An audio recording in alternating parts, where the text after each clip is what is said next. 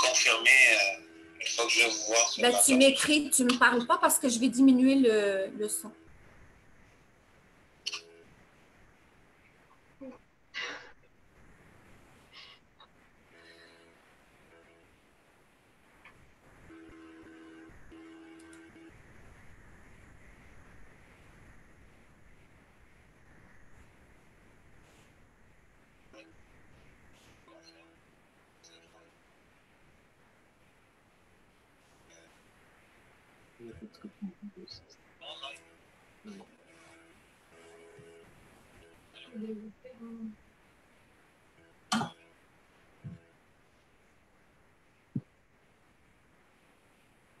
Je vais faire aller.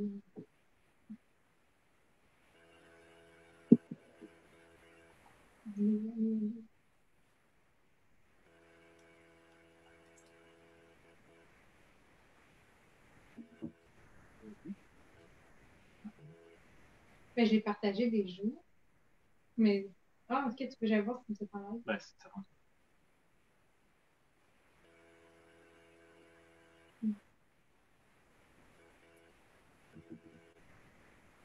Ok, je suis pas sur la bonne page. Et tu peux jamais voir si ça fonctionne. Qu'est-ce que tu veux que je fasse? Peux-tu partager? Moi, j'avais déjà fait ça.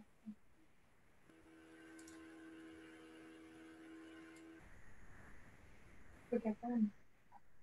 Je vois juste la photo. On les voit. Tu les vois, toi? Oui. Sur notre page? Docteur Derry, on est en direct. J'attends juste 2 minutes pour que les gens puissent se connecter. On a déjà 25 personnes connectées, là. Fait que, on va commencer dans quelques minutes. On attend juste que les participants rentrent. Parfait. Je sais que moi, j'ai Stéphanie qui regarde sur l'ordinateur. Il semble être capable de voir. Sur le téléphone, elle avait un petit peu de difficulté. Là, fait que... C'est que j'ai comme juste partagé le lien. Ça veut dire sur le téléphone, on voit. On voit? Tu le vois aussi? Ouais, OK. C'est moi qui n'ai pas bonne, je pense. Pas grave.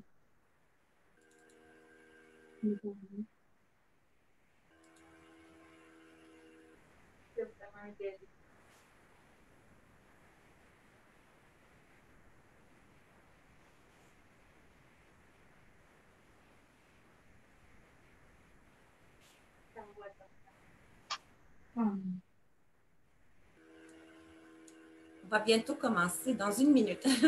Parfait.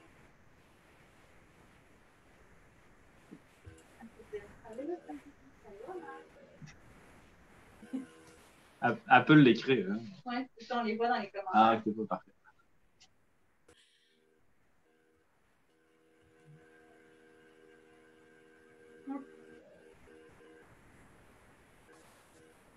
Moi aussi, je l'ai vu.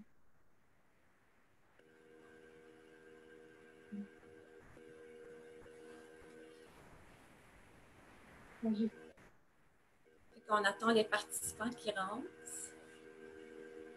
Alors, bonjour.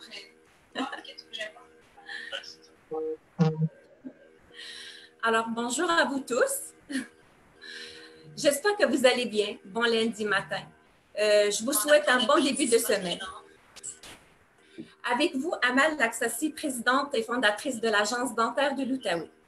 Alors, bienvenue à ce 4e Facebook Live. Pourquoi j'ai commencé des entrevues en direct?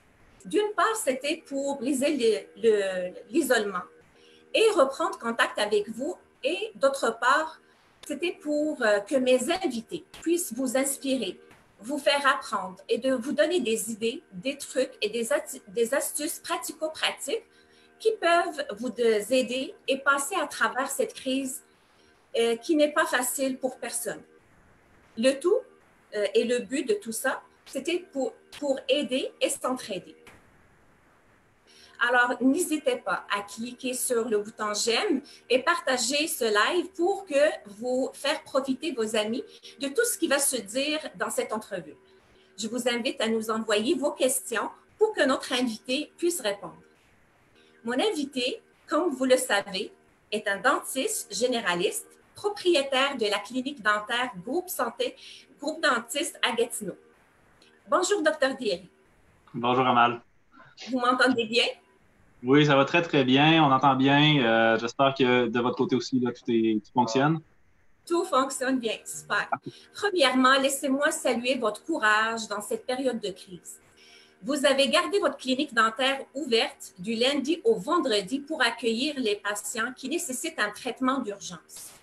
Ma première question, comment vous avez réorganisé votre pratique après la décision du gouvernement de fermer les services non essentiels? Et cela pour deux choses. J'aimerais savoir au niveau de ressources humaines et au niveau sanitaire. Qu'est-ce que vous avez fait?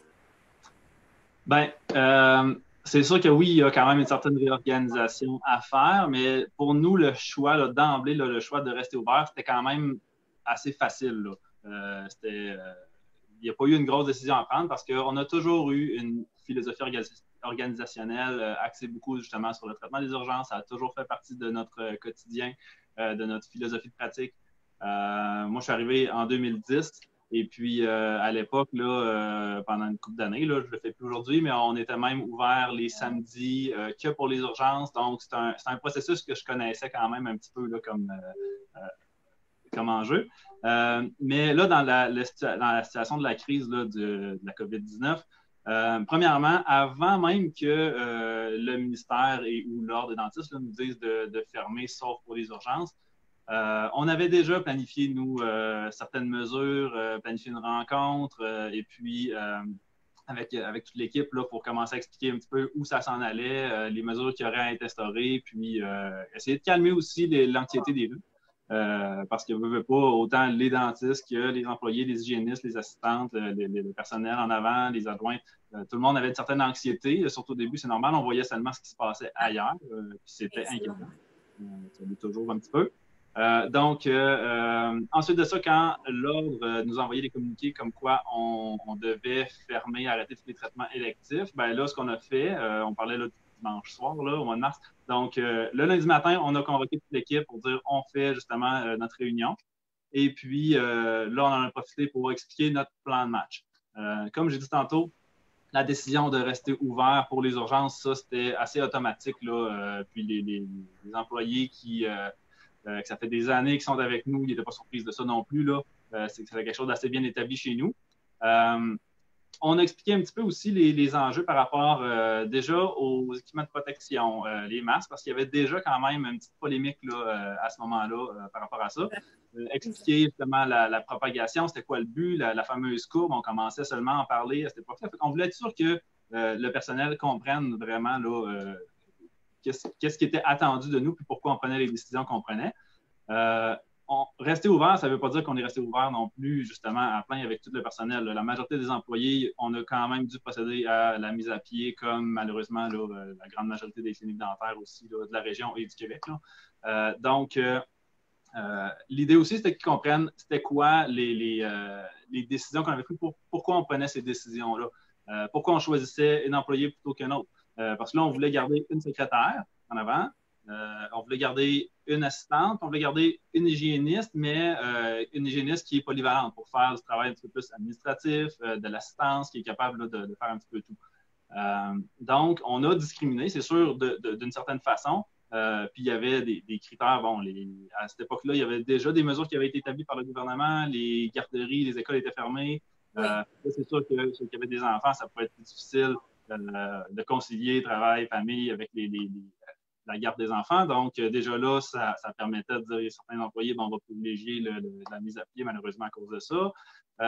Il y a des employés, s'il y a des gens qui ont des conditions particulières, des risques particuliers, ben là, c'est certain qu'on ne va pas, ou même l'âge, on n'a pas des employés très, très, très vieux à la clinique, mais quand même. C'est toutes des choses qu'on avait pensé, qu'on avait regardées. Donc, on avait pris une certaine décision. Puis, malgré ça, on n'a pas été parfait.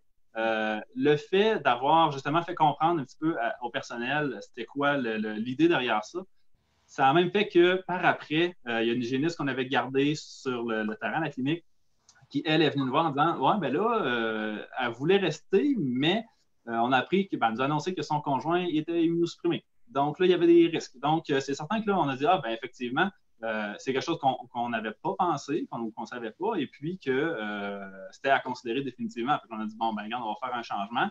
Tandis qu'il y avait une autre hygiéniste qui est avec nous depuis 20 ans. Elle adhère fortement à la philosophie organisationnelle. Donc, elle se demandait pourquoi c'est pas moi qui est là.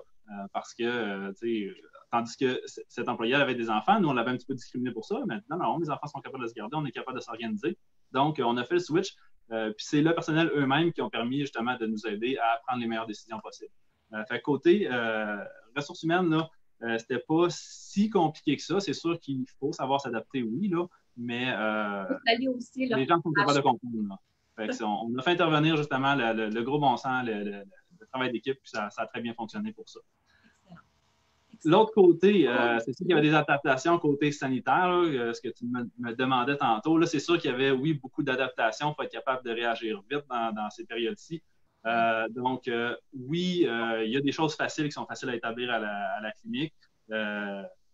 Donc, on a enlevé tout ce qui n'est pas nécessaire, évidemment, là, pour les comptoirs, les surfaces, s'assurer que la désinfection se fait vraiment très rapidement aussitôt que quelqu'un passe. Là. Il y a la salle d'attente, on a tout enlevé ce qui n'est pas nécessaire, mais ça, de toute façon, la salle d'attente est plus utilisée comme c'est là présentement. Parce que dans la réalité où on pratique présentement, on n'a pas tant de patients d'urgence que ça. Donc, si j'ai évalué une moyenne, là, je dirais environ une moyenne de 8 patients par jour. OK. Ce que ça donne, c'est qu'on est capable de les distribuer. Là, présentement, avec la demande qu'il y a, on est capable de les mettre environ à un patient à l'heure. C'est pas beaucoup comparé au roulement d'une clinique dentaire normale. Là. Fait que ce que ça permet, c'est qu'il n'y a pas d'attente dans la salle d'attente. Les gens arrivent, on les assoit directement dans la salle opératoire. On a une assez grande clinique, on a quand même 8 salles opératoires aussi. Là, donc, on est capable de, justement, d'utiliser plusieurs salles si jamais il y a des gens qui ont à se croiser. Mais de façon pratique, il n'y a pas beaucoup de croisements là, entre les patients. Fait que c'est sûr que ça aussi, ça aide beaucoup là, la gestion là, pour éviter là, justement les contaminations croisées. Donc, au niveau de l'horaire, on l'adapte de cette façon-là. Présentement, je dis le nombre d'environ 8 patients par jour, ce n'est pas parce qu'on le limite comme ça, c'est parce que la demande est là. Donc, c'est sûr que la gestion est un petit peu plus facile. On a seulement le droit de voir les vraies urgences. On a des critères. Donc, la demande puis le nombre de patients qui fit dans les critères de réelle urgence qui est nécessaire de s'exposer à un certain risque parce qu'aussitôt qu'on sort de chez nous, hein, il y a un déplacement, il y a des risques qui sont associés, ici y compris. Donc, c'est pour ça qu'on essaie vraiment de faire une meilleure gestion là, téléphonique. Les dentistes coopèrent beaucoup, eux autres aussi, avec leurs patients. On demande de continuer ça. Donc, il y a un certain tri qui se fait là, dès le départ. Et puis, c'est pour ça qu'on en arrive à un ratio comme ça. Fait que c'est sûr que c'est plus facile d'être un petit peu plus sécuritaire comme ça aussi. Les autres changements, pour ce qui est du ménage de la clinique, ben ça n'a pas changé grand-chose. Parce que nous, on avait déjà un employé à tous les jours qui faisait la désinfection des planchers là, tous les matins. Fait que ça, on est déjà un petit peu plus que la moyenne des cliniques. C'est pas essentiel, mais là, c'est sûr que de ce temps-ci, on veut ça, puis ça devient essentiel pour nous. Là, donc, ça, on continue dans la même veine. Ensuite de ça, on a ajouté des petites choses simples. On avait déjà des bouteilles de Purell dans la clinique. Bien, là, on a ajouté un distributeur à l'extérieur, à la porte extérieure aussi pour aider. Les autres gens du bâtiment, nous, on occupe le premier étage, mais les autres gens du bâtiment, ils coopèrent aussi là, avec ça, puis on le met à la disposition de tous. Là. Même, il y a un comptable au deuxième étage. Lui, il est rendu qu'il fait pratiquement la livraison à la voiture là, au niveau de ses clients là, pour que les dossiers et la paperasse là, se promènent, puis les gens se promènent le moins possible. Fait que, on a quand même une très bonne coopération là, en général. On a acheté un thermomètre pour prendre la température au niveau de l'oreille. On s'adapte un petit peu. C'est toutes des petites choses qui sont quand même faciles à s'adapter pour vérifier la température des employés aussi là, tous les matins, là, moins compris, pour vérifier que tout le monde est en bonne santé et il n'y a pas de risque en tout cas, il y a moins de risques à ce niveau-là. C'est sûr qu'il y a des équipements de base que ça n'a rien changé. On pense aux gants, on pense aux lunettes, on pense aux sarraux. C'est sûr que ça, c'est toutes des choses qui demeurent. Mais c'est vrai aussi qu'il y a eu des choses qui sont ajoutées. Première chose qu'on a ajoutée, les fameuses visières. C'est sûr que ça, présentement, c'est recherché un petit peu. Ça va devenir essentiel dans notre pratique, j'imagine. C'est très pratique, puis je vous dirais plus que ça. C'est pas quelque chose qui était utilisé de façon courante. On avait déjà à la clinique, mais pas pour tout le monde, parce que la demande n'était pas là. Les gens ne voulaient pas travailler avec ça. Et puis, l'assistante qui travaille présentement avec la visière, est vendue à ça, là. Elle dit plus jamais elle va travailler sans ça, parce que là, on commence à voir les gouttelettes, les petites éclaboussures qui se font là, quand on fait des fois certains traitements. Donc, ça reste que le reste de nos équipements nous protège, mais là, on le voit de façon plus concrète, plus imagée, puis c'est certain qu'on se rend compte que finalement, j'aime bien ça. Là, je me rends compte de ce qui se ramassait sur Docteur Perry, je vois qu'il y a le logo de Groupe Dentiste dessus. Là. Vous êtes chanceux d'avoir même votre logo. Ben là, présentement, dans la crise, il y a plusieurs compagnies qui ont adapté leur machinerie, puis ils font des choses qu'ils ne faisaient pas habituellement. Eux autres, c'est Affichage Solutions. On va leur faire une publicité, tant qu'être là. Oui. Donc, ils font des belles visières. C'est des visières qui sont quand même relativement bien faites. En ce sens où il y a quand même un bon dégagement aussi à l'arrière. On l'a testé, les loupes pour les hygiénistes, ça fait. C'est sûr qu'un dentiste qui va travailler avec des loupes très, très longues, je ne sais pas. Mais pour les hygiénistes, ça a marché? Ça fonctionne? Il y a un peu de passe quand même. Fait que ça, c'est bien. Petit défaut, par contre, là, on peut être honnête, c'est un plastique assez mince, puis si on le met directement sur notre tête, ça devient un petit peu irritant là, au coupant. Fait que c'est pas un gros problème parce que de toute façon, là, on va trouver la solution. Les bonnets, c'est des choses encore là, on ne travaillait pas toujours avec ça. Il y a des dentistes que ça faisait déjà partie de leur protocole, tant mieux. Mais c'est des choses faciles encore là à s'adapter. On se procure des bons bonnets, on met ça en dessous, puis là, ça devient très confortable. Encore une fois, là, c'est sûr que le personnel sont bien contents d'avoir les calots, les bonnets, là, les chapeaux, parce que lavage des cheveux à tous les jours, même plus qu'une fois dans la journée, là, ça commence à être un petit peu difficile sur le gras des cheveux. C'est un problème que je connais beaucoup, mais c'est ce que je me suis fait. Je fais ça. Ouais. Donc, sinon, on a aussi des jaquettes, des choses comme ça qu'on n'a pas nécessairement besoin d'utiliser tant que ça. Là. Les jaquettes, encore là, jaquettes niveau 2, ça peut être réutilisé, ça peut être stérilisé. Donc, on est équipé. Sauf que on n'a pas besoin d'un équipement monstre non plus parce qu'on est quand même limité dans les traitements qu'on peut faire présentement. Il y a eu des directives de données. C'est ça ma prochaine question, le docteur Derry. Comment vous pouvez nous clarifier et nous expliquer c'est quoi une urgence dentaire? Et comment vous faites le triage des patients asymptomatiques et les patients suspects à la COVID-19? Oui. Juste pour terminer avec les équipements, le dernier équipement, les masques, je pense qu'il faut en parler, on n'a pas le choix. Là, c'est la grosse polémique depuis un bon moment. Là. Au niveau des masques, là, l'utilisation d'un masque va dépendre un petit peu du risque auquel on va s'exposer. Présentement, les cliniques, on a des masques niveau 1, le masque chirurgical standard, niveau 2, encore là, c'est un masque chirurgical qui n'est pas scellé. Niveau 3, encore la même chose, c'est juste qu'il filtre beaucoup plus. Quelques N95 aussi. Mais là, présentement, là, pour être honnête, on travaille pratiquement juste avec les masques niveau 3, masques chirurgicaux niveau 3, parce qu'on va avoir quand même la protection supérieure de filtration. Là, sauf qu'on n'a pas besoin nécessairement du N95 fit test parce que justement, on ne peut pas faire n'importe quel traitement. On sait qu'il y a un potentiel de dangerosité à faire certains traitements parce que ça crée des aérosols. Ça, c'est connu, c'est pas nouveau, on ne vient pas d'apprendre ça. Sauf qu'on n'est pas sûr exactement à quel point c'est dangereux. Fait que c'est pour ça que pendant un temps, au début, il y a eu différentes consignes données par l'Ordre des dentistes.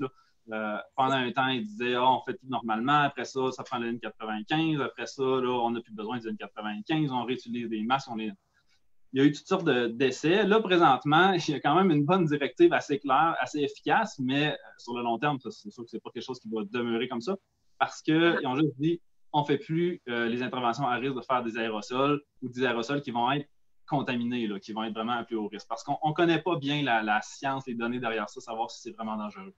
Donc, les choses principales qui vont créer ces aérosols-là, là, on parle des instruments ultrasoniques, là, piéson, cavitron, la turbine, évidemment, ça en est un important aussi. Autant la turbine pour la DO que la chirurgie, là. Et puis, les jets d'air haut, là, les embouts aéros, ça aussi, c'est certain que ça va créer beaucoup d'aérosols. La raison pour laquelle ils mettent en place cette mesure-là, parce que, oui, on a un certain triage à faire là, avant d'accepter un patient, c'est qu'on ne sait pas qui est porteur asymptomatique présentement. Tout le monde est traité comme si c'était... Exactement. Ce n'est pas quelque chose de nouveau dans le domaine. À l'époque, on disait on utilise des protections universelles parce qu'on doit considérer que les gens ont toutes les maladies. Là, on se protège comme si la personne était infectée par toutes les maladies possibles. Donc, présentement, c'est un peu ce qu'on fait. On dit on va supposer que les gens sont porteurs là, du SARS-CoV-2 là, parce qu'il y a des chances qu'ils soient des porteurs asymptomatiques. Plus les études avancent, plus on se rend compte qu'il y a une grosse proportion là, qui serait asymptomatique dans la population, beaucoup plus que ce qu'on avait estimé au départ. Parce que ça amène, c'est justement, on a un gros facteur inconnu de savoir qui est porteur, qui ne l'est pas. Donc, on a beau poser les meilleures questions du monde, il y a quand même des chances, là, il y a même beaucoup de chances qu'il y ait des patients qui viennent s'asseoir sur notre chaise qui aient quand même le coronavirus. Donc, c'est pour ça qu'ils ont dit, on ne va pas prendre de chance et on ne va pas créer ces aérosols-là. Les experts, ils ne pensent pas que c'est une voie principale, que ça va être vraiment si dangereux que ça, les aérosols dentaires. Parce que oui, on crée des aérosols. Oui, on sait que le virus, il peut rester sur des micro-gouttelettes en suspension quelques heures. Là, on parlait de 3 heures là, dans les études. Par contre, il y a beaucoup de choses qu'on ne sait pas. C'est quoi la quantité qui va être créée dans les gouttelettes dentaires? Parce qu'on sait que les gouttelettes des voies respiratoires, c'est le mode principal. C'est là que le virus est. C'est là qu'il va être en plus grosse quantité. Donc, il va en avoir beaucoup dans l'air. Donc, c'est là qu'ils vont être plus dangereux, ces aérosols-là. Maintenant, ceux que nous, on va créer, ça devrait être un petit peu moindre. Est-ce qu'il va en avoir quand même? Ben oui. Est-ce que c'est suffisant pour infecter quelqu'un? On ne connaît pas non plus la charge nécessaire pour infecter des cellules, infecter un individu. Ça en prend un niveau, un seuil minimal. Un peu comme le VIH, on sait que les traitements qu'on a, ça ne va pas l'éliminer complètement. Les gens tombent avec une charge virale tellement basse qu'ils ne contaminent plus personne. Fait qu'on considère que c'est un bon succès, mais il n'est pas éliminé complètement. Donc, il y a un seuil minimum qu'on ne connaît pas. C'est pour ça que présentement, la voie qui est adoptée, c'est la voie sécuritaire. C'est-à-dire, on va essayer de créer aucun aérosol, ou en tout cas le moins possible. Il y a des choses qu'on peut faire avec la digue dentaire, par exemple. Si on veut faire une ouverture d'urgence pour un traitement de canal, on peut. Si on met une digue, on est capable de désinfecter quand même bien notre champ opératoire. Il n'y a pas de salive, il n'y a pas rien qui va venir contaminer. C'est ça le principe de la digue, justement. Donc, on va quand même créer quelques aérosols, mais ça va être des aérosols qui vont être un petit peu plus propres que si on était directement en bouche. C'est pour ça que ça, l'ordre nous dit, ça, c'est toléré, on considère que le risque est vraiment minime. Mais pour le reste, c'est certain qu'on est limité à dire, on va prendre l'approche sécuritaire qui est de ne pas en créer à long terme, mais c'est sûr que ce n'est pas une option de rester comme ça pendant des mois et des mois. Là. Il va falloir qu'on s'adapte autrement. Donc là, je vais prendre une petite gorgée d'eau. Et puis, je vais répondre à la question, c'est quoi une urgence? C'est qui est-ce qu'on voit? Qu'est-ce qu'on fait? C'est sûr que c'est une très bonne question là, qui peut en intéresser plusieurs. Oui, vas-y. Donc, présentement, c'est quoi une urgence? L'urgence, elle a été définie d'ailleurs aussi relativement bien par les instances, le ministère et ordre professionnel. Là. Donc, l'Ordre des dentistes nous donne un beau petit tableau, je pense que tu l'avais, oui. Donc, ça, c'est un petit guideline aussi pour nous aider à faire comprendre aux gens, faire comprendre aux patients qu'on affiche ça sur nos réseaux sociaux et puis qu'ils comprennent est-ce que vraiment ils ont besoin de venir ou pas. Ici, on nous dit, une urgence, c'est une douleur aiguë, une infection, un saignement important ou prolongé ou des traumatismes là, qui sont importants. C'est sûr que nous, on va poser beaucoup de questions aux patients qui appellent. On veut savoir vraiment si c'est urgent, si ce ne l'est pas. Puis, ce n'est pas des critères qui sont nécessairement définis à 100%, dire on tombe dans une case puis c'est un robot qui pourrait faire ce travail-là. Il faut qu'on soit un petit peu critique.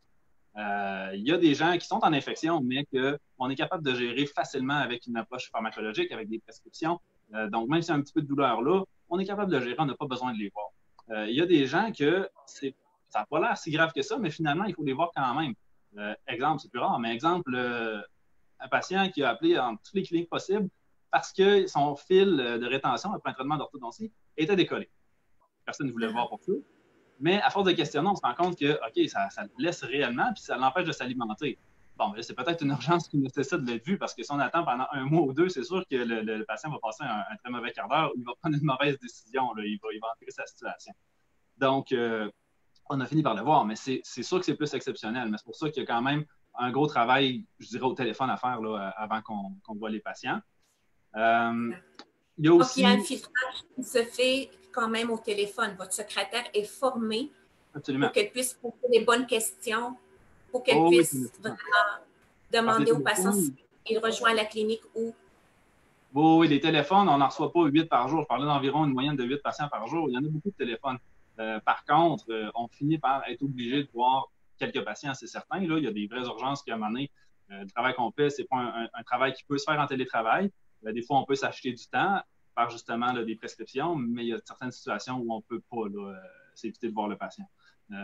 Étant donné que, comme je disais tantôt, il y a un risque à sortir, il y a un risque, on veut pas, on n'est pas à un stade où on peut se permettre d'ouvrir les vannes, là, comme on dit, là, et puis de faire bouger la population. On est encore là, au sommet de la courbe, là, donc c'est quand même très précoce. Donc, il faut quand même faire très, très, très attention présentement.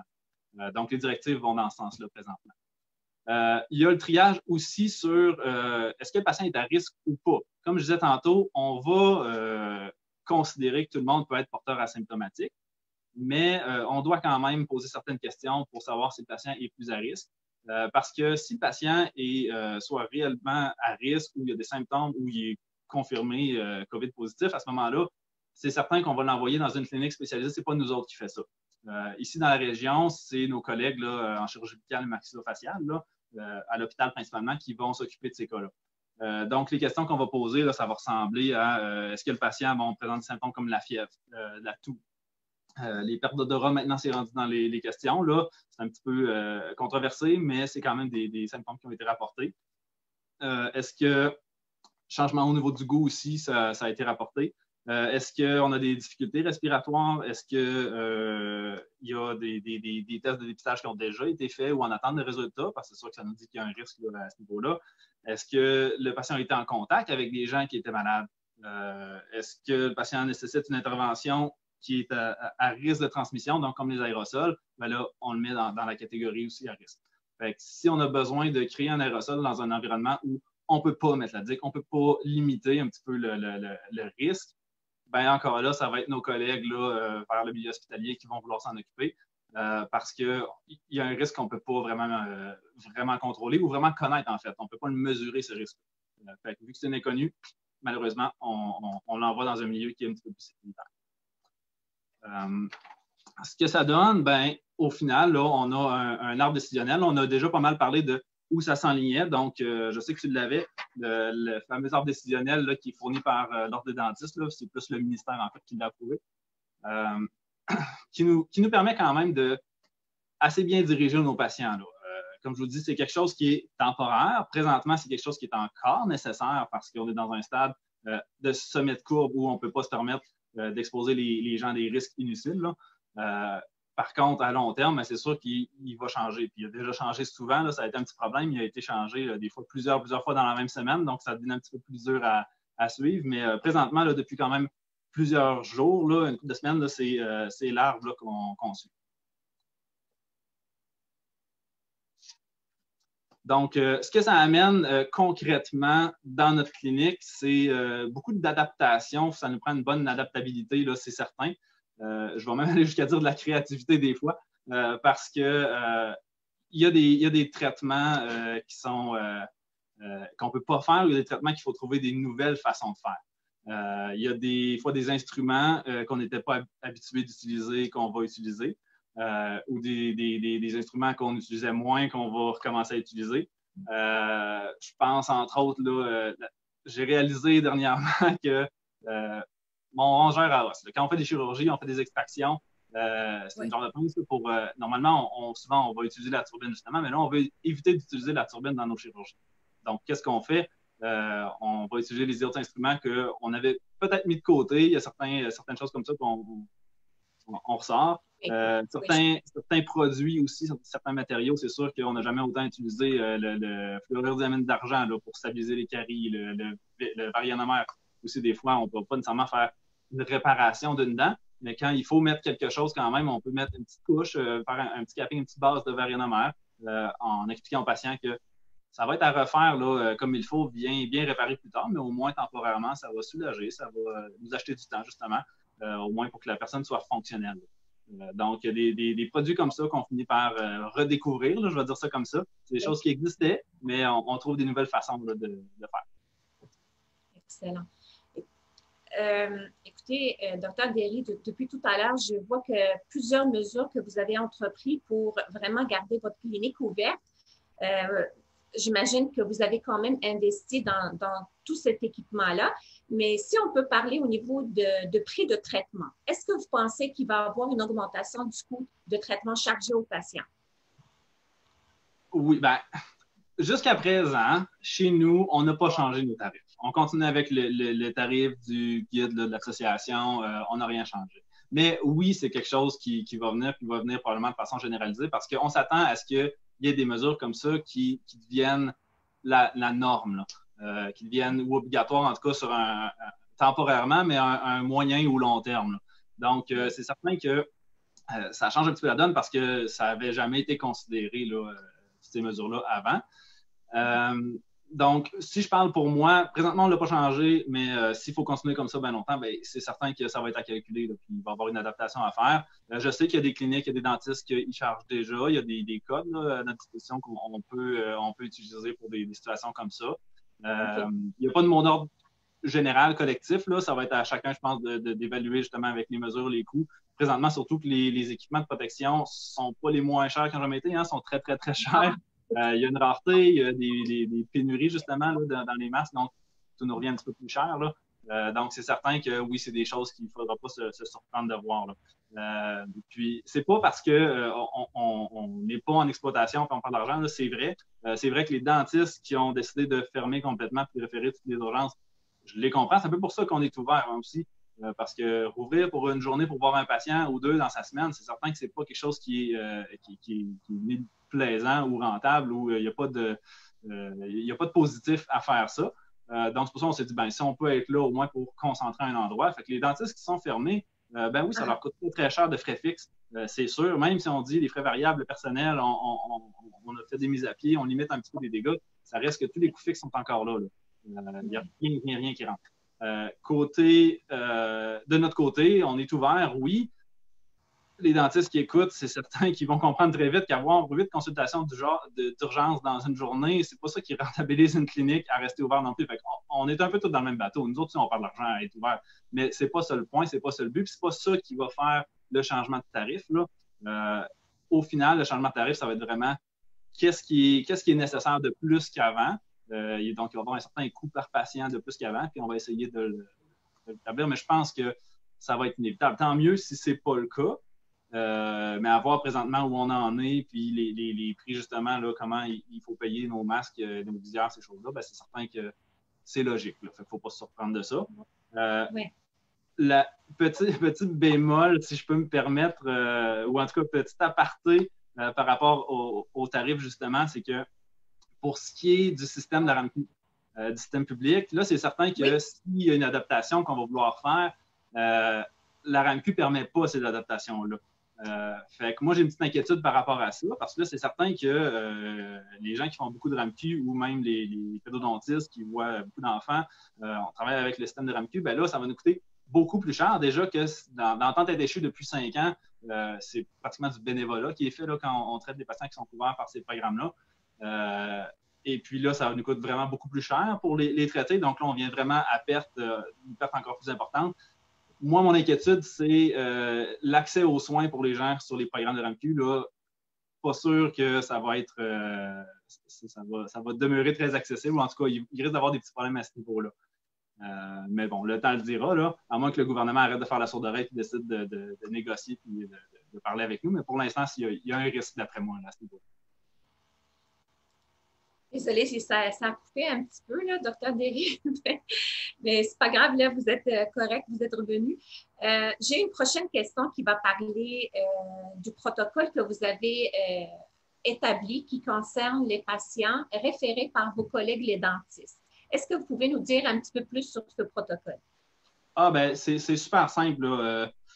Comme je le disais tantôt, l'idée, c'est de coopérer avec tout le monde, d'avoir une belle coopération, d'avoir une belle harmonie là, dans le milieu dentaire. Les dentistes qui veulent rester ouverts, parfait, c'est excellent, ça enlève un petit peu de travail.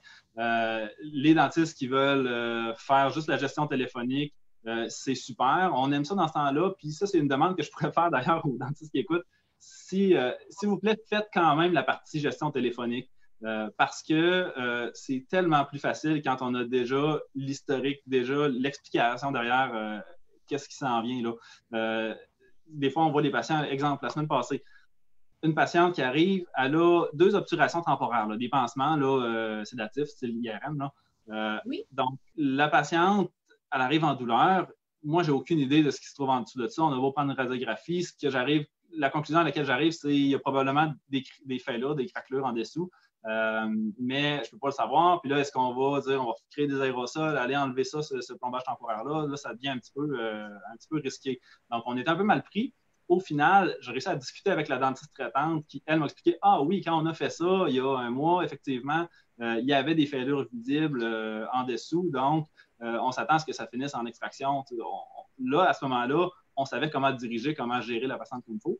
Mais sans avoir eu ce contact-là, ça aurait été vraiment plus compliqué. Puis la patiente est un petit peu découragée en attendant aussi, c'est normal. Donc, si les dentistes peuvent faire leur première gestion, puis après ça, nous référer, on est là pour ça, c'est correct. Mais ça va nous aider beaucoup, beaucoup, beaucoup. Donc, pour répondre à ta question aussi, concrètement, comment on approche le patient puis comment on va faire les transferts, là, parce que oui, on a un protocole qui a été établi. Dès le début, on s'est dit, bon, ben, on sait qu'on va voir des patients qui sont traités par d'autres dentistes traitants, plus que d'habitude en tout cas. Donc, on a déjà une feuille qui est établie, nous autres, avec les questions, justement, est-ce que vous faites de la fièvre, des symptômes, là, tout et tout et tout. Donc, le patient le coche. Et puis, ensuite de ça, on a un petit encadré qui vient s'ajouter et on demande le nom de la clinique dentaire, le dentiste traitant, et c'est une autorisation, dans le fond, pour qu'on puisse renvoyer la radiographie, la copie de dossier, aussitôt que la crise va être terminée. Donc, c'est signé. Donc, comme ça, nous autres, on se fait une pile là, de côté et puis ces dossiers-là vont être envoyés au dentiste traitant pour qu'ils sachent aussi qu'est-ce qui s'est passé ici. Autant nous, on veut savoir là, c'était quoi l'historique dans leur clinique, mais autant les autres vont vouloir savoir qu'est-ce qu'on a fait. Si on a fait une ouverture d'urgence puis ils ont du travail à faire, ben, il faut qu'ils sachent, qu'est-ce qui a été fait. Donc, c'est tout simplement ça, là, la procédure qu'on met en place. Ah, c'est parfait. Ben là, moi, j'invite tous les participants à poser des questions. J'ai une question ici, docteur, qui est de Didou Raptor. Il y a un article de l'OMS qui précise que le dentiste a un risque de contamination au COVID-19 de 100%. Y a-t-il des mesures spéciales pour vous protéger? Je pense qu'on a déjà répondu à ça, mais... C'est que, bon, les chiffres, là, je sais que tantôt, Amal, tu me parlais un petit peu d'une autre publication là, qui disait les hygiénistes, on parle de 99,7 points versus les autres professionnels. Exact. Ça circule sur les réseaux sociaux. Oui, ben, c'est sûr qu'il y a une inquiétude, une anxiété, puis avec raison, là. Dans notre domaine, on ne se le cachera pas, on a toujours on travaille à journée longue dans la bouche des gens. Oui. Dans un endroit qui a énormément de microbes, de bactéries, de virus. On est à risque, on est exposé toujours, on sait. On connaît ça, on connaît nos mesures de protection universelle. Là, c'est sûr qu'il y a des adaptations à faire. C'est pas différent avec le coronavirus. On s'expose, oui, à un risque, c'est certain, là, en travaillant, comme les médecins aussi dans les hôpitaux vont s'exposer. On en est conscient. D'ailleurs, ça avait été discuté même avec notre personnel. À la première rencontre au début, c'était établi. Là, on avait dit, ben, c'est certain que oui, il y a un risque. Si on ne veut pas avoir de risque, c'est un peu pour ça qu'on faisait une certaine discrimination. On a dit, ben, venez pas à la clinique. Aussitôt qu'on sort de chez soi, on va à l'épicerie, on a un risque, donc c'est pareil à la clinique. Par le traitement qu'on fait aussi, effectivement, on crée un risque. De là à dire, il y a un pourcentage, il y a un risque de tant de chance, là, j'ai beaucoup de difficultés à voir comment on peut mettre un chiffre sur ça parce que il y a plein de choses qu'on ne sait pas, là, justement, sur le risque de transmission, les aérosols. C'est pour ça que présentement, on ne fait pas d'aérosols parce qu'on se dit, on ne le connaît pas, ce risque-là. Est-ce qu'il est présent? Oui, c'est sûr. Est-ce qu'on peut le mesurer? Ben, moi, je fais attention aux chiffres. Mais est-ce que l'ordre, au niveau des professionnels à risque, de moins en moins à risque, ben oui, l'ordre fait probablement du sens. On est dedans, là, directement. C'est normal là, qu'on soit plus à risque que les autres. Là, je suis absolument d'accord. Maintenant, présentement, on se protège de la meilleure façon possible en ne créant pas d'aérosol. Comme je disais, plus tard, ça va changer. Il y a d'autres choses qu'il va falloir considérer à ce moment-là. Est-ce qu'on va commencer à le faire parce qu'on a magiquement plein de masques fit test N95 qu'on va pouvoir utiliser pour tout le monde? J'en doute. Je ne pense pas que c'est réaliste de penser ça. Est-ce que... ce serait le fun, mais la pénurie est là quand même pratiquement. Est-ce qu'il va y avoir des systèmes de vacuum, pression négative, des choses comme ça qui vont être facilement installables dans les cliniques dentaires? Je ne penserais pas non plus. Est-ce qu'il va falloir attendre que, justement, l'immunité de masse soit un petit peu plus atteinte, que la courbe redescende pour dire, ben là, on peut commencer à accepter socialement ce risque-là? Je pense qu'on n'aura pas le choix de procéder comme ça. Oui, avec ce qu'on a, des visières et ça limite. Ou est-ce qu'on va avoir une étude qui va nous dire non, finalement, il n'y a aucun risque? Je ne penserais pas non plus, là.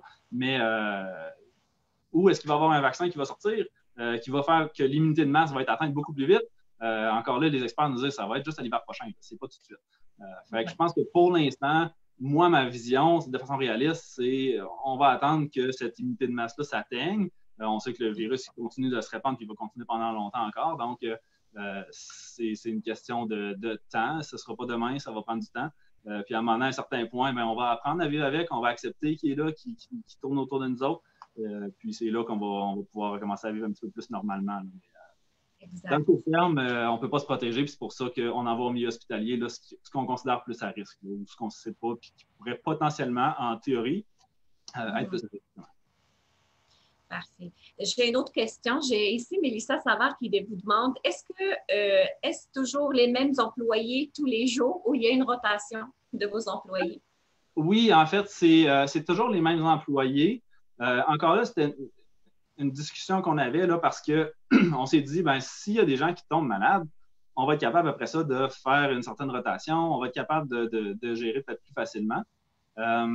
Jusqu'à présent, il n'y a personne qui a attrapé le COVID, ou en tout cas pas qu'on le sache, à moins qu'il y ait des gens asymptomatiques, là, mais on touche du bois, ça avait été discuté, comme je le disais là, au départ, où il y a des chances que quelqu'un l'attrape.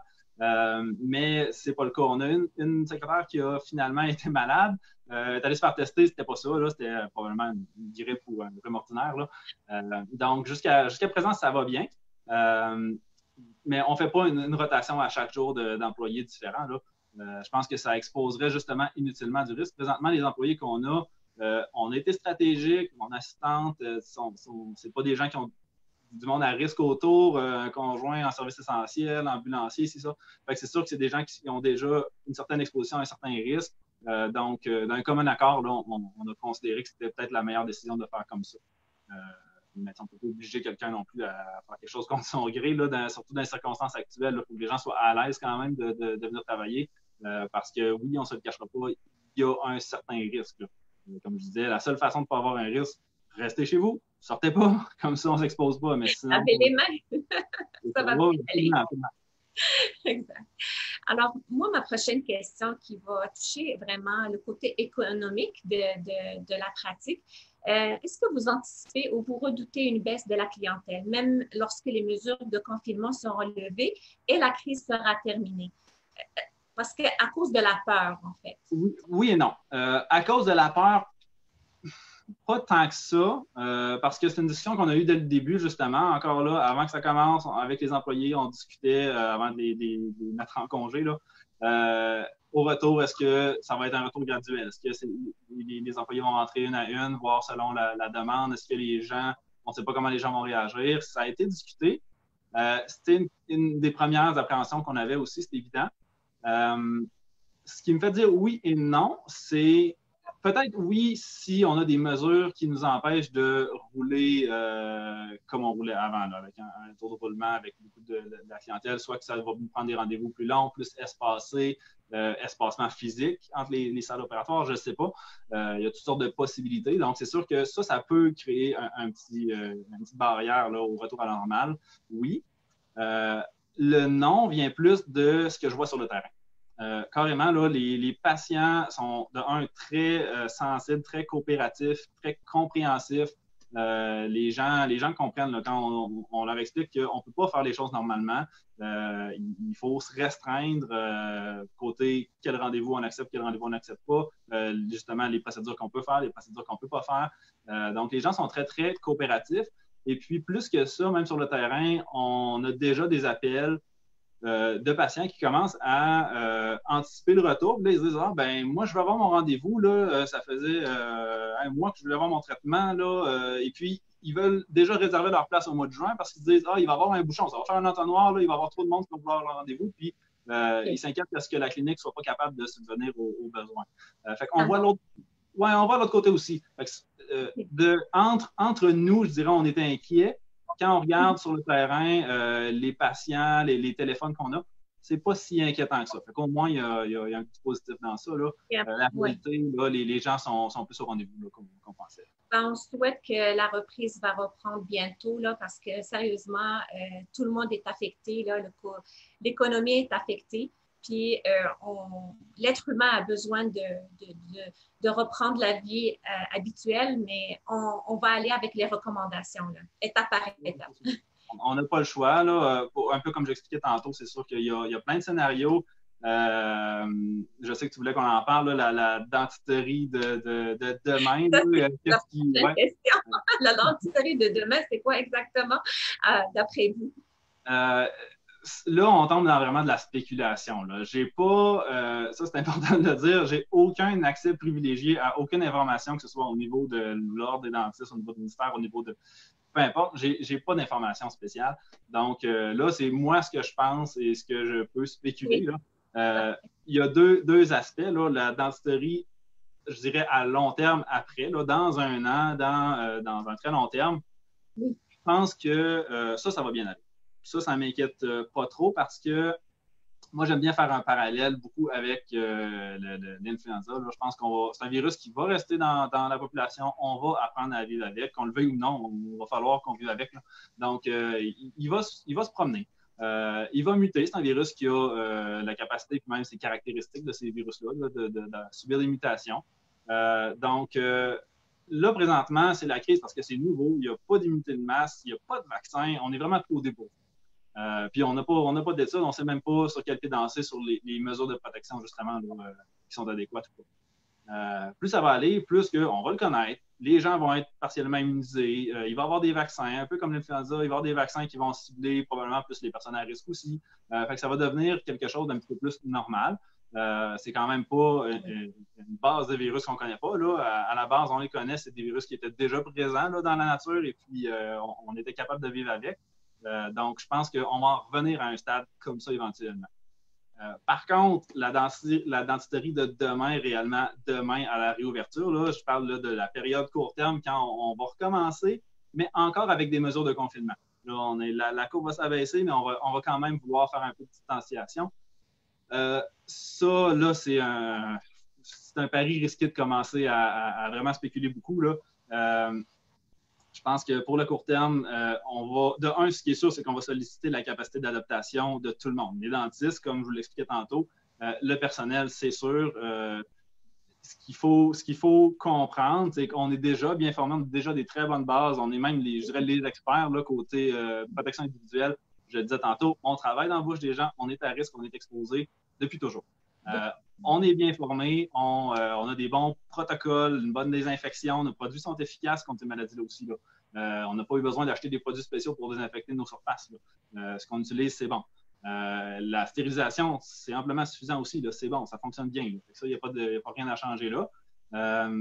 Maintenant, pour ce qui est des autres équipements que tu parlais tantôt, ben oui, il y aura des petites adaptations. Sur les traitements, est-ce qu'on va demander de s'adapter pour le court terme, entre autres les hygiénistes? Ça se peut, là, je le disais tantôt, les équipements ultrasoniques, ça crée beaucoup d'aérosols. Est-ce qu'au début, on va dire, OK, ben commencez, mais continuez avec la version moins d'aérosols. Donc, on fait des nettoyages plus manuels. J'ai des questions sur les aérosols. Ils veulent vous poser cette question-là. Comment vous gérez ça, là, un peu, votre système d'aération? Puis, est-ce que, là, j'ai une question ici. Est-ce que vous travaillez en alternance d'une salle à l'autre? Oui, comme je le disais, on a plusieurs salles, fait que c'est sûr qu'on ne va pas faire exprès de travailler toute la journée dans la même salle. Là. Vous avez une salle. Par contre, éventuellement, quand on va ouvrir pour avoir plus de monde, ben là, c'est certain il va y avoir des guidelines. Là. On va se faire aligner un petit peu sur est-ce qu'il y a un délai à attendre pour justement que les micro-bouteilles puissent descendre un petit peu. Je sais qu'entre autres, les produits désinfectants qu'on a, ce qui est génial, c'est qu'on vaporise. Hein. Il y a des lingettes, mais on vaporise aussi. Puis nous autres, ce qu'on utilise, le fait de le vaporiser, il reste en micro-gouttelettes aussi dans l'air. C'est sûr que ça ne peut pas nuire. Encore là, est-ce qu'on a des données scientifiques pour savoir l'impact que ça a? Non. Mais tant que ça ne peut pas nuire, c'est sûr qu'on va le faire. Côté aérosol, là, présentement, on n'a pas à les gérer trop parce que, comme j'expliquais, on ne les fait pas. Ou on les fait quand c'est un milieu relativement bien aseptique. Fait que c'est pas si inquiétant que ça. Côté ventilation, ça, c'est possiblement quelque chose qui va être regardé de près. Parce que même si ce n'est pas un virus, le coronavirus, qui tend à se répandre à la contagion et pas principalement par les aérosols, ça c'est certain, là, c'est vraiment par les gouttelettes. mais ça reste que le prochain virus, il va peut-être être plus dans l'air. Je sais que le docteur Jean Barbeau, il vient souvent avec la rougeole qui a un R0, il se contamine très facilement, en tout cas, là, d'une personne à l'autre, parce que justement, c'est par l'air, parce que là, c'est beaucoup plus difficile à contrôler, c'est évident. Donc, nous, à la clinique, ben, on sait que déjà d'emblée, on occupe un étage, puis on a une unité de ventilation juste pour la clinique sur le toit. C'est certain que ça l'aide déjà à ne pas contaminer d'autres locaux ou ailleurs. Ça, c'est gagnant.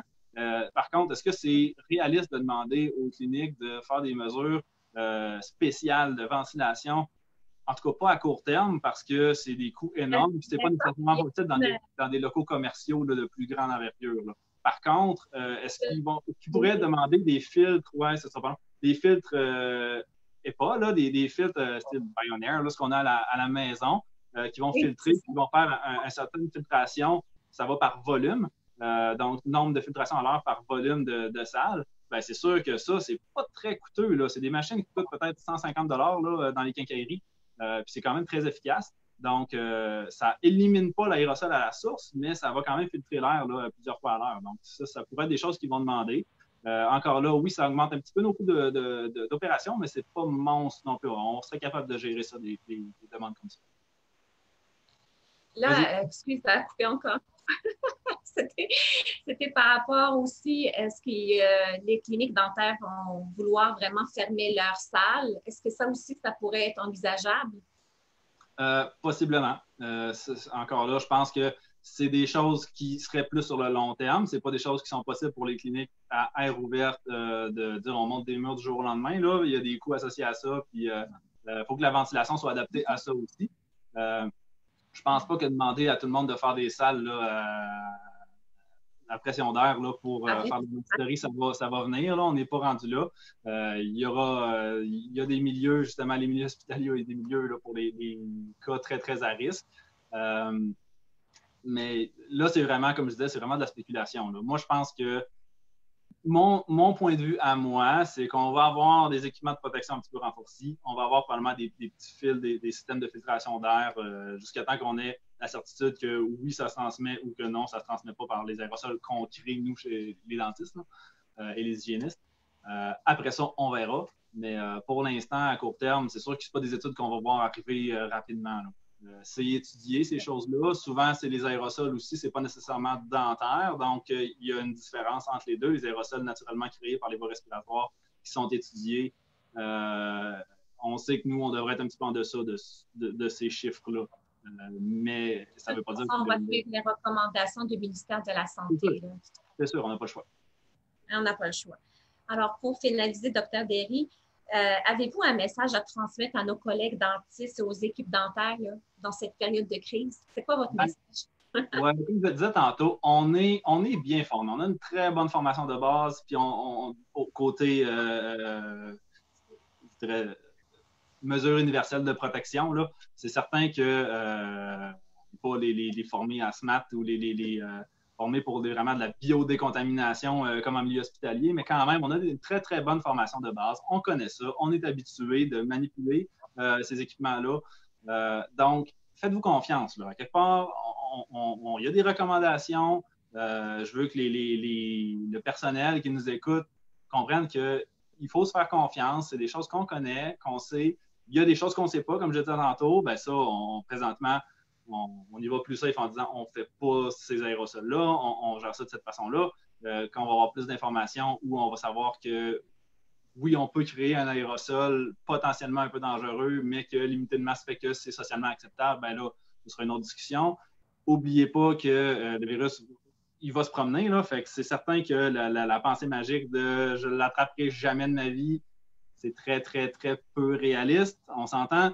On ne veut pas que les gens l'attrapent là, par contre. Fait que c'est certain que je fais une grosse nuance entre le long terme et le court terme. Là, présentement, on est encore en mesure de confinement, puis c'est très important. On peut perdre le contrôle encore. Là. Donc, il ne faut vraiment pas relâcher tout de suite. C'est encore super, super important. Mais à long terme, c'est certain qu'on va revenir probablement plus à la normale. Il ne faut pas s'inquiéter outre mesure à long terme. Mais là, pour l'instant, on n'a pas vraiment le choix que de suivre les recommandations. Mais je pense que les gens qui sont anxieux, là, ça va être très clair. Puis présentement, sur le terrain, on n'a pas tant de misère que ça. Ça va bien. Donc, faut pas paniquer non plus. Là. Ça ne vaut pas la peine parce que vous allez voir qu'on va y arriver, on va venir à bout, c'est certain. Ah ouais, merci beaucoup. Il me reste vraiment juste à vous dire merci, Dr. Derry, de prendre le temps. Je sais que vous me parlez de votre clinique dentaire. Vous avez vraiment pris le temps nécessaire pour nous éclaircir sur cette période de crise, sur toute la pratique. Je salue encore votre courage, le courage de votre équipe. Merci pour tout ce que vous faites pour la communauté. Vous êtes là pour leur donner ce service-là. Je vous remercie de la part de tous les participants. Ils vous remercient énormément. Désolée, j'ai une autre question, mais je pense qu'on est rendu à la fin. Il nous reste 9 minutes de toute façon avant le point de presse. J'ai une bonne question ici. Vous avez répété ce que vous avez dit sur la ventilation, qu'on peut trouver ça à 150 $ dans les quincailleries. Est-ce que c'est un truc facile à... de purificateur d'air, là, vraiment. Les filtres EPA, c'est des filtres qui sont très, très efficaces. Là. On connaît les filtres des masques niveau 3, N95. C'est des filtres de ce type-là. Donc, ça enlève quand même beaucoup de contaminants, de microparticules dans l'air. Là, je parlais de ces machines-là. Moi, j'en ai à la maison là, pour la chambre de bébé. Donc, je les connais un petit peu. Mais il y en a une panoplie de sortes, là, c'est ça. Là. Donc, c'est le genre de choses que possiblement, il va être demandé. Mais présentement, il n'y a aucune demande à ce niveau-là. C'est sûr que c'est étudié. Je pense que si à un moment donné, les instances commencent à se rendre compte que ben là, il faut qu'on recommence à travailler parce qu'en même temps, il y a un désavantage à ne pas travailler. Là, c'est certain au niveau des patients, il y a des problèmes qui s'aggravent. Là, on le sait, puis c'est la même chose en médecine, c'est la même chose au bloc opératoire, les chirurgies qui ne se font pas.